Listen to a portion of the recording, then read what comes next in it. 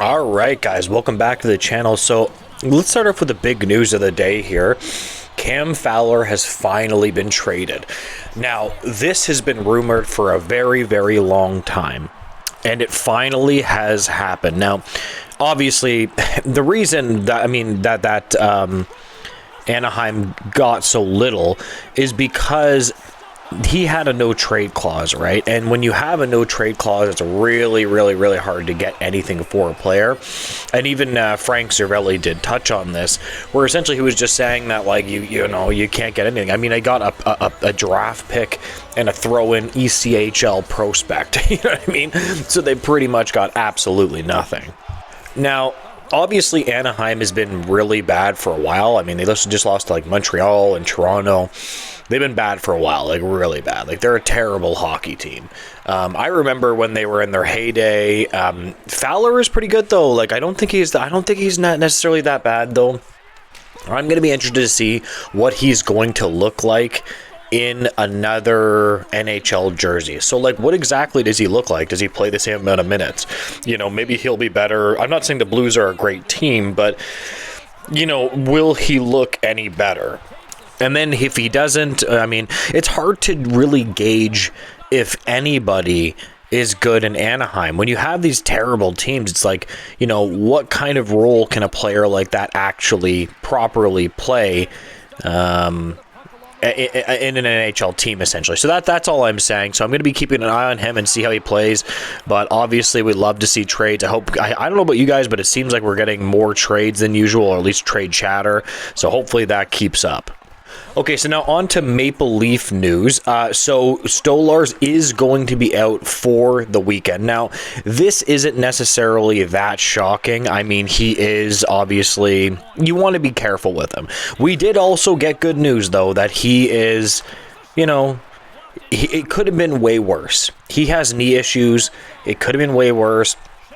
I don't know if you guys were watching that Anaheim game, but he let one of those goals in. I think it was a goal that he let in, and he went down on, and he looked like he hyperextended his right leg. I think that's where he got injured. If you watch the replay, you can actually see it. So again, he's going to be out for the weekend. I honestly, dude, to me, keep him out until he is good, right? You don't have to rush this guy. Again, I don't know about you guys, but I have been worried about the Leafs goaltending, not in terms of their talent level, but in terms of their ability to stay healthy. Those are two different things, obviously, right? So in terms of just the reliability of these goaltenders. So whatever, we'll just leave it at that, but hopefully he gets back soon.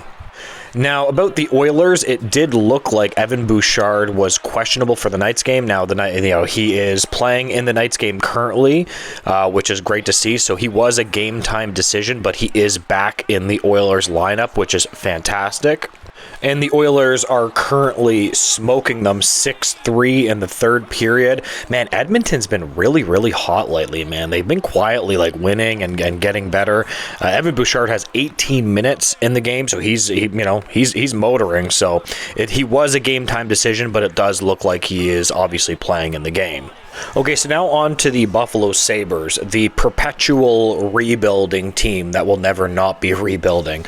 Honestly, I feel bad for their fans, though. They're a pretty passionate fan base. So we did get word from Elliot Friedman that there are, quote, vultures lurking around Dylan Cozens, and they're getting a lot of calls on him, which, again, makes actually a ton of logical sense. I mean, he's a center. He's a right shot center. He plays a decent amount of minutes. He's got some talent.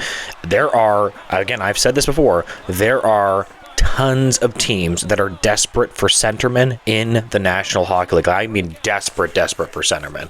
So there's no stranger. Now, he's having a bit of a tough season, obviously. I mean, 13 points in 29 games is simply not good enough production. $7 million for that I mean, you need him to produce way more than that. So I understand why they're getting calls on him. And you might think, like, why does anybody want to trade for that contract? I think that people need to understand how desperate teams are for centermen around. It's not even like they're desperate for D-men, but this year it is centermen. They are desperate for them. So yeah, they're going to be getting calls. I don't know how I would feel if I was a Sabres fan with this one. I mean, you know, it's just another player, another center that they might be giving up on a little too soon. He's only 23 years old. So this is obviously something that would really, really worry me. I think Friedman is right. He said that this would really scare him. And I think that he's right? Like it would be something that would worry me too. Obviously, this depends on what the Sabres would get for Cozens.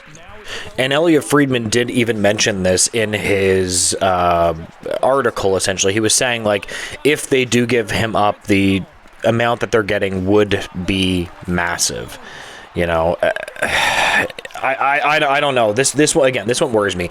When it comes to the Sabres, though, man, I really wish this team would be competitive at one point, because it's better when you have, I just wish all franchises that actually cared about their NHL teams actually, you know, their teams were actually good. And, you know, the Sabres legitimately do have a legit fan base. They don't have a bunch of fans that don't care, essentially. I mean, 11, 14, and 4 is simply not good enough.